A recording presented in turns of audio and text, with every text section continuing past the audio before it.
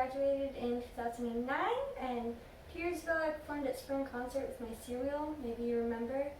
I'm going to take you through some functional range conditioning exercises today for your hips. So before we get into it, I recommend you guys do a warm-up, either some jumping jacks and core work, or maybe after ballet class, or just do a quick bar, and then you'll be all set to go. Today we're going to be working in the 90-90 position, so we want to have our thigh coming straight out from our hip with a 90-degree angle at the knee, so our shin is parallel to our bodies, as well as a 90-degree angle in the ankle, so flex that leg nice and hard. We also ideally want the same for the trail leg. Straight out from the hip, 90-degree angle at the knee, and a 90-degree angle at the ankle. There are a lot of variations on this position. You can bring the back leg in while we focus on the front leg. If your knee comes up, you can put a yoga block or some books underneath, or you can kick out onto your hand, or even all the way out to your elbow. Whatever you have to do to get a nice deep stretch in this hip position without any pinching in the front, really any pinching anyway, and without any feedback from the knee. If this is not possible sitting on the ground, you can also find the position standing. Now the tricky part here is finding something that is the right height. So I'm going to use this kind of low piece of furniture. And again, we still want to make sure that we have a nice 90-degree angle. So I'm not letting my leg come out to the side or go way across my midline. I'm not letting my knee bend or straighten, well, past 90 degrees. And I'm not letting my pelvis do something funky. The pelvis stays nice and square, just like it does in ballet class. You can do something higher or lower, whatever works for you. We just want to find that nice deep stretch. So once you find the position that works for you, and for my more flexible friends, that might include leaning forward into it. We want to make sure we lean forward with a nice straight spine, not letting our pelvis tuck or our back curve. So if you're going to lean forward, nice and straight. We're going to hold this position for 2 minutes. So while we're sitting here, I want to tell you about what's going to come next. We're going to do pails and rails, which means we're just going to put effort and energy into the stretch. So make sure as the 2 minutes are going, you maintain that nice stretch. So that means you have to get deeper into the position. Go for it, so long as there isn't any pinching or any negative feedback from your knee. If there is, just back off and stay where you are. So you guys stay in position, and I'm going to explain what a pail is using my arm. So if we imagine that this is our leg, for our pail, we're going to push down into the ground, and we can even accentuate a little bit of internal rotation, pushing the ankle down slightly stronger than the knee. But the goal is to get all of the back side of the leg working as well as the bum, and push it all the way down into the ground. It's an isometric exercise, but it will help tell your nervous system that you can get deeper into this stretch, and it will also help you build strength in that end range, which is really important if that's where you're going to be working in ballet. Alright, we're going to hang out here and run down the clock to 2 minutes. When we do start our pails, it's going to build up progressively. So we're going to start with a light effort and build that up over 20 seconds to our strongest, safest effort, and then hold that for 10 seconds.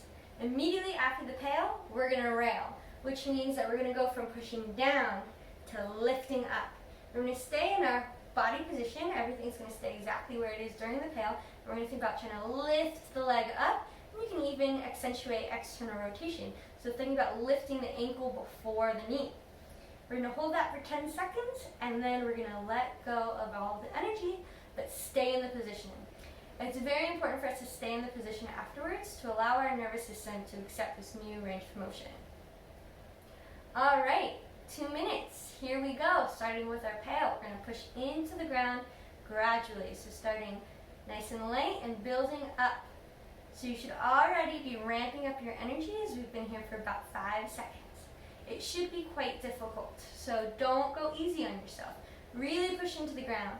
Squeeze the core nice and tight. Let that energy help push the leg down into the ground, making it all the way up to our safest effort. And here we go for 10, 9, 8, 7, 6, 5, 4, 3, 2, 1, and rail.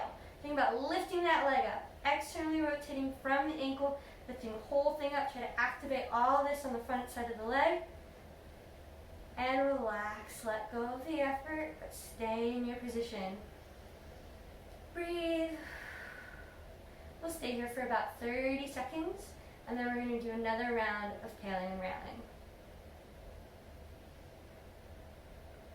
My clock's over there, that's why I keep looking in that direction. So if you feel that you have a little bit more range after that first set of pail and rail, go ahead, move down into it. Don't forget to breathe.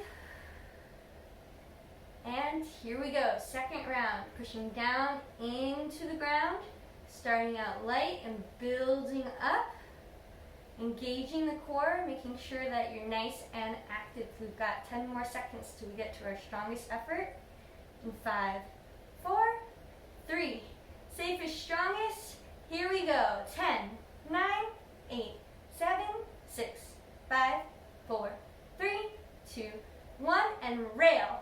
Lift up. 10, 9, 8, 7, 6, 5, 4, 3, 2, 1. Let the energy go. Stay in that position. Take some nice deep breaths.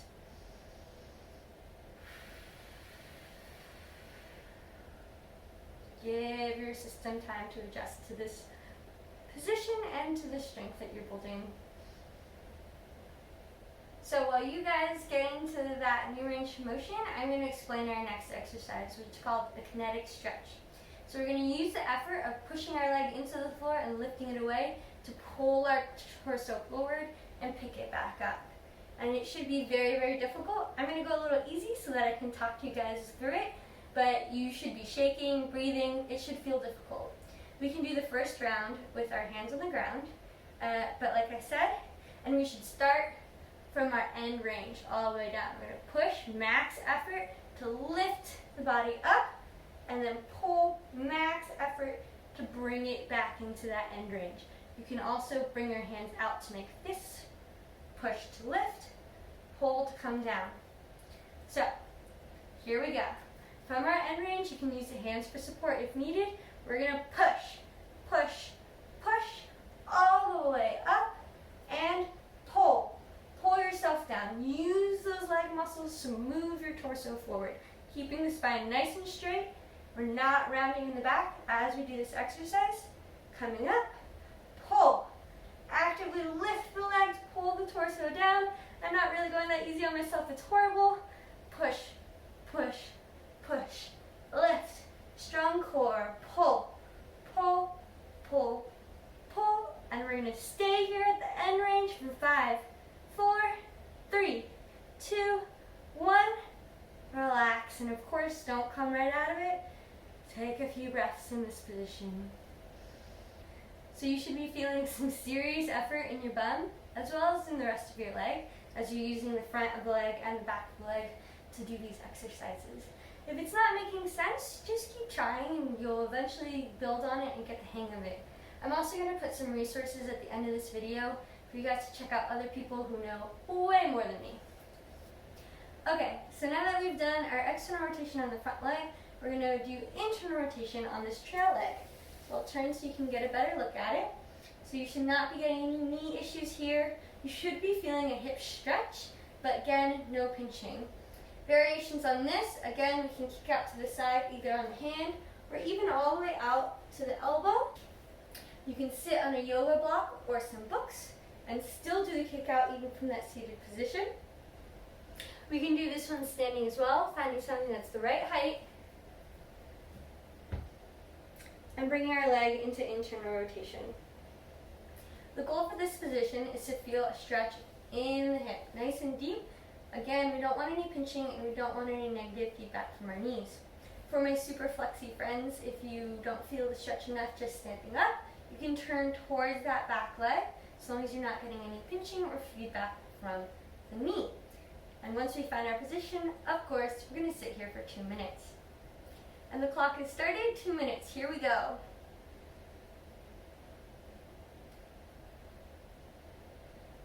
You guys might be asking yourselves why we're focusing on internal rotation.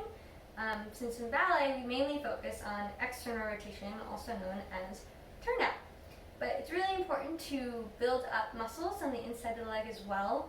A lot of dancers have imbalances between their internal rotation and external rotation, and that can often lead to injuries because you're compensating and overusing your external rotating muscles. So here we are, internal rotation.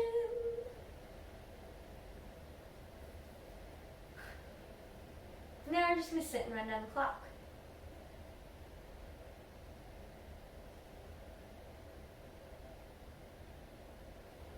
Usually at this point in class, I'll ask my students what they did over the weekend or what's going on in their lives. But since I can't actually talk to you and we've all been home for 2 months, I don't think that'll be a very fruitful conversation.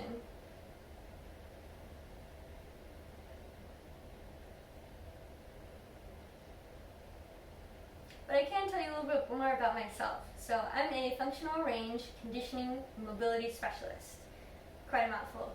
We say FRCMS most of the time, but there is a whole functional range system that includes muscle release, kin stretch, which are the classes, and you can look online if you want to try to find FR people to work with, including physical therapists, doctors, personal trainers, massage therapists. There's all different kinds who use the FR system because it just makes sense. I really like it personally. When we hit that 2-minute mark, we're going to do the exact same thing in this position, our pails into our rails. Okay, 2 minutes, here we go. Pails pushing down into the floor. Starting gradual, we've got 20 seconds to build up to our safest, strongest effort. Be gentle with yourself, but, make it difficult. I'm already feeling some mad fire all throughout my hip. Coming up, 5, 4, 3, 2, 1, max effort, 10, 9, 8, 7, 6, 5, 4, 3, 2, 1, and rail, lift up. Oh, get that leg off the floor if you can for 10, 9, 8, 7, 6, 5, 4, 3, 2, 1. Relax, don't come out of your position, just breathe. Give you a few seconds to adjust. If you feel like you can get any deeper, maybe twist more, maybe sit up more into this nice hip stretch. No pinching, no knee pain. Go ahead, go for it, because we definitely want to keep pushing that edge, gaining more range of motion if we can, and building strength. Nice deep breath. And here we go, pushing down into the ground. 20 seconds, building up. You should be about 15-20%, nice tight core, sending that effort down into the leg, breathing of course, coming up to our safest, strongest effort in 3, 2, 1, holding 10, 9, 8, 7, 6, 5, 4, breathing, 2, 1, and rail. Think about internally rotating, lifting that leg up off the ground, ankle first. 5, 4, 3, 2, 1, relax, and sit into that position. Breathe. Let your nervous system relax and accept this position as part of your range of motion. And of course, we're going to try to build some extra strength and hold on to this new range we've created. So whatever position you're in, find a regression. So for me, I'm going to kick out to the side. So we want to be able to access that new range. We're going to do little liftoffs. We want to make sure that we're working from the leg in the hip socket, not the pelvis. Lifting the leg. And here we go. Liftoffs. Internally rotate. 1, 2, 3, 4, 5, 6. Don't let it drop on the way down. Lower nice and slow. 7, 8, 9, and 10. Hold that last one up, up, up. Hold it, hold it, internally rotate, and lower it down. Whew. And for our last trick, we're going to move through some bear sits. So sitting back up, you can lift the heel up, externally rotate this back leg, keeping the front leg where it is till you find that max external rotation. Once you hit that max, coming to center and turning in what was your front leg, you find yourself 90-90 on the other side. We're going to do this back and forth a couple times, finding that external rotation, keeping the front leg stable, coming center, turning in the back leg, finding that internal rotation. Whew. Externally rotate, and internally rotate. And look at that! We found ourselves on our other side. So now we find ourselves on our second side. Make sure that you accommodate this side just like you did the other side. It might be a little bit different. And go ahead, pop right on back to the beginning of our 90-90 series, and you can do everything the exact same on this side. And then I'll meet you back for one last exercise. Alright, now that we've done the 90-90 exercises to increase our range of motion and strengthen it, we're going to do a CAR just to move through that full range. CAR stands for Controlled Articular Rotation, and I'm going to walk you through the steps right now really quickly before we do it together. So find something to hold on to, a wall, a counter, or a chair. We're going to come into a flamingo, and we're going to turn this leg in for internal rotation, just like that. See it? We're then coming to hip flexion across our midline. From here, external rotation, trying to keep the knee exactly where it is as our pivot point as we lift the ankle. Carrying the leg out to the side, keeping all of this nice and stable, just like in ballet class. We're not letting it go with it. We're just finding the function of the leg in the hip socket. From here, you can drop your flexion a hair and find internal rotation. Again, using the knee as your pivot point. Carrying the leg back and around into hip extension and coming back to knee. We'll reverse the whole thing. Find that kick back without pelvis movement. Carry this triangle straight out to the side, no rotation. Once you max that out, externally rotate, full flexion, ring out that external rotation as you come back across the midline, ankle to armpit, turn it in, and come back knee to knee. So let's do two of those together quickly on both sides. Here we go. Internal rotation, lifting up. And it's okay if your car is small. You know, it doesn't have to be super big and crazy to accomplish what we're looking for.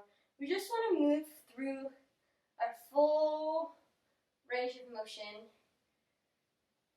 and solidify in our brains that that's what we have to work with.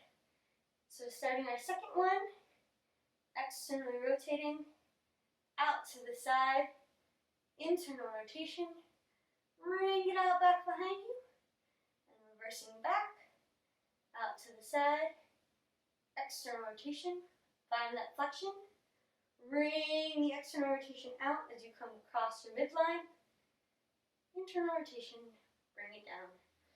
Other side, exact same thing, nothing's changed. Core nice and strong, flamingoing the leg, internal rotation, across the midline into flexion, ankle to armpit, external rotation from the knee. Carry that leg out to the side, and drop it down a hair, find the internal rotation, again from the knee as our reference point, holding our pelvis nice and stable, back into extension, knee to knee. Find that little extension, no pelvis movement. We're going to carry our triangle straight side before we externally rotate, coming up into flexion, ring that external rotation to your basically your best devant attitude, coming back knee to knee. One more, up, flexion, ankle to armpit. Carry the leg side, maintain that external rotation as much as possible before we internally rotate. Carrying the leg all the way around, fight for that edge. Into extension, knee to knee. Kicking back. Straight out to the side. External rotation. Lifting up. Bringing that external rotation out as much as possible.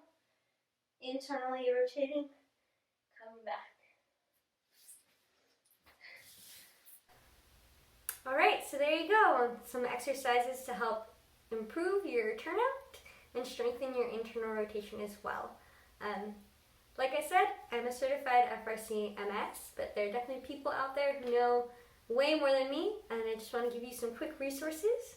So first up is Beth Lewis. She is brilliant. You can find her on Instagram at BethLewisFit. Next up is Ian Marco. He's actually my coach right now. He gives me a program every single day, and I've seen crazy improvements. So you can look him up on YouTube and Instagram, Ian Marco and Marco Training System. Next is Chungy Chung, or that's his Instagram name anyway, James.